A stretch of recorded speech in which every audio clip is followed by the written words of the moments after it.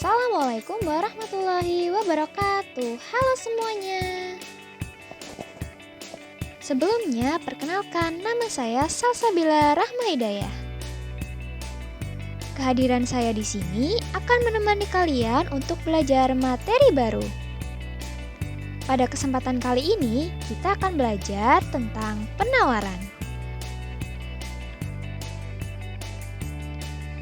Ada 5 subbahasan yang akan kita bahas kali ini.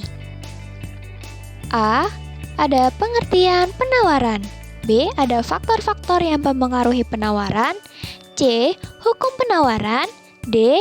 Kurva penawaran. Dan juga E. Fungsi penawaran. Sebelum masuk ke materi, mari jawab pertanyaan berikut. Pernahkah kalian melihat pedagang di pasar? Jika kalian adalah seorang pedagang, apa yang akan kalian lakukan jika harga barang dagangan kalian mengalami kenaikan? Pertanyaan-pertanyaan tersebut akan bisa kalian jawab setelah kalian belajar materi hari ini. Masuk ke bahasan pertama, ada pengertian penawaran. Penawaran datang dari pihak produsen. Barang-barang yang dihasilkan oleh produsen ditawarkan kepada para konsumen.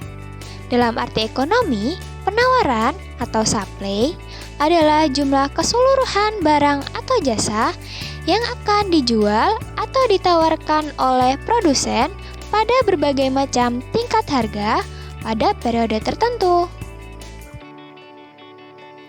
Contohnya, ketika musim panen durian dan harga durian sedang tinggi, pedagang menawarkan durian lebih banyak kepada para pelanggan karena peluang mendapatkan laba lebih besar.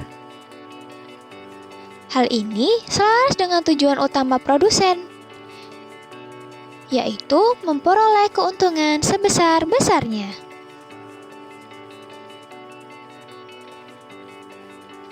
B. Faktor-faktor yang mempengaruhi penawaran. Ada 8 faktor yang mempengaruhi penawaran. Mari kita simak. Yang pertama ada harga barang itu sendiri. Ketika harga barang naik, produsen akan terdorong untuk menawarkan lebih banyak barang karena potensi keuntungan yang didapat juga meningkat. Sebaliknya, jika harga turun, jumlah barang yang ditawarkan pun cenderung menurun. Yang kedua ada biaya produksi.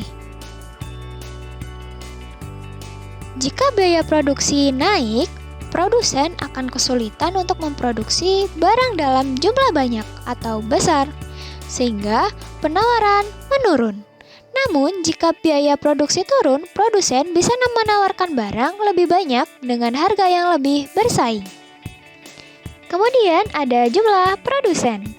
Jika terjadi peningkatan jumlah produsen, barang yang dapat ditawarkan juga bertambah, dan persaingan antar produsen akan membuat penawaran semakin tinggi.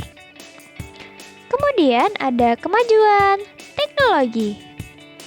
Adanya teknologi baru biasanya membuat proses produksi lebih cepat dan biaya lebih rendah, sehingga jumlah barang yang biasa ditawarkan ke pasar semakin banyak. Kemudian ada kebijakan pemerintah. Kebijakan pemerintah seperti pemberian subsidi dan pengenaan pajak sangat berpengaruh pada penawaran. Subsidi dari pemerintah dapat menurunkan biaya produksi, sehingga produsen terdorong menawarkan lebih banyak barang. Sebaliknya juga jika dikenakan pajak. Kemudian ada harga barang substitusi. Jika ada barang substitusi atau barang lain yang bisa diproduksi dengan sumber daya serupa, perubahan harga pada barang tersebut akan memengaruhi penawaran. Kemudian ada harapan masa depan. Apabila produsen memperkirakan harga akan naik di kemudian hari, mereka cenderung akan menahan penawaran untuk sementara dan baru menawarkan lebih banyak saat harga benar-benar naik. Kemudian ada laba yang diinginkan.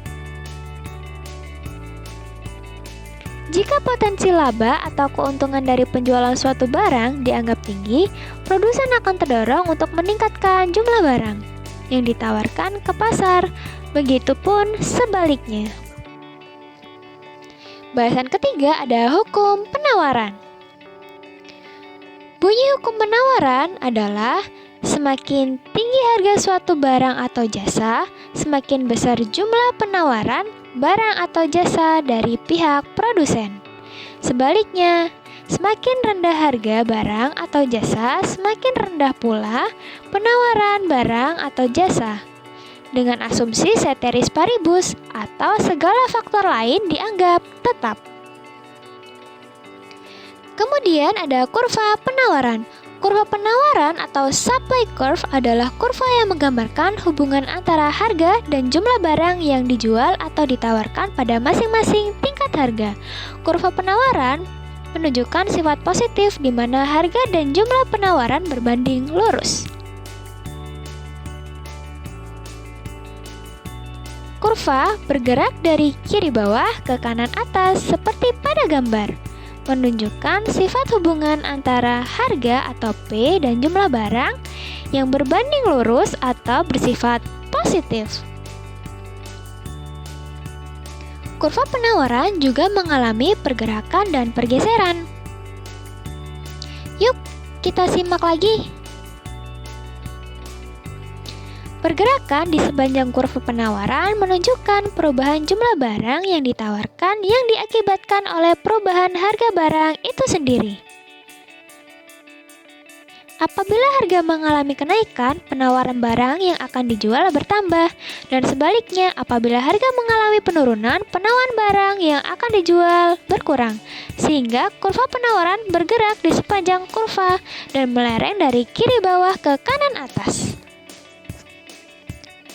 Bisa kalian lihat ketika harga naik dari P1 ke P2. Jumlah barang yang ditawarkan juga naik dari Q1 menjadi Q2. Makanya pergerakan kurva melereng dari kiri bawah ke kanan atas. Kurva penawaran juga mengalami pergeseran. Bentuk kurva penawaran akan dapat bergeser ke kanan jika jumlah barang atau yang diproduksi melimpah karena kemajuan teknologi, karena laba yang diinginkan, ataupun faktor-faktor non-harga lainnya. Sebaliknya, jika kurva penawaran bergeser ke kiri, jumlah produksinya menurun. Bisa kalian lihat, kurva penawaran bisa mengalami pergeseran ke atas maupun ke bawah, dipengaruhi oleh faktor non-harga.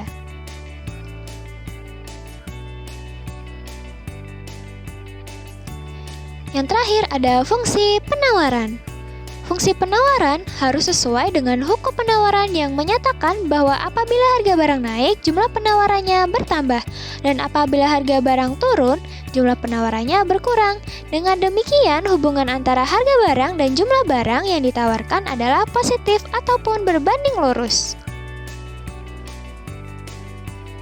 Bentuk umum persamaannya adalah P sama dengan A plus BQ atau Q sama dengan A plus BP, dengan keterangan P adalah harga barang per unit, Q adalah jumlah barang, A adalah nilai konstan, boleh bersifat positif ataupun negatif, dan B adalah gradien atau kemiringan dan harus bersifat positif.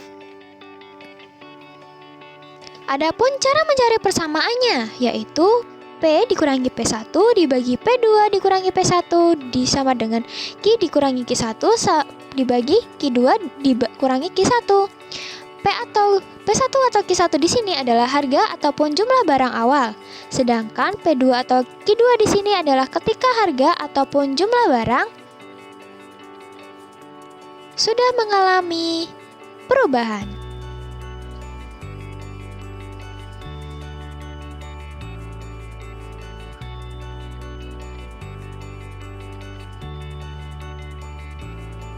Gimana? Cukup mudah dipahami, bukan?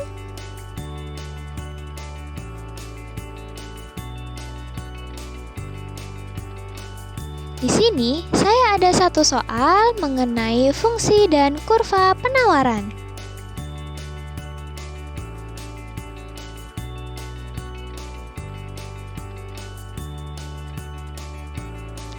Silahkan kalian jawab dan kerjakan. Terus tulis jawaban kalian di kolom komentar ya.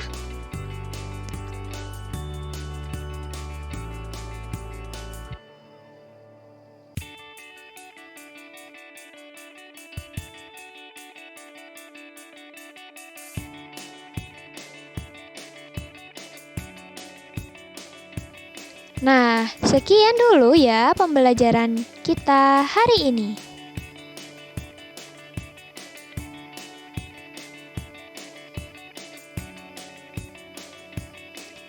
See you di video pembelajaran berikutnya.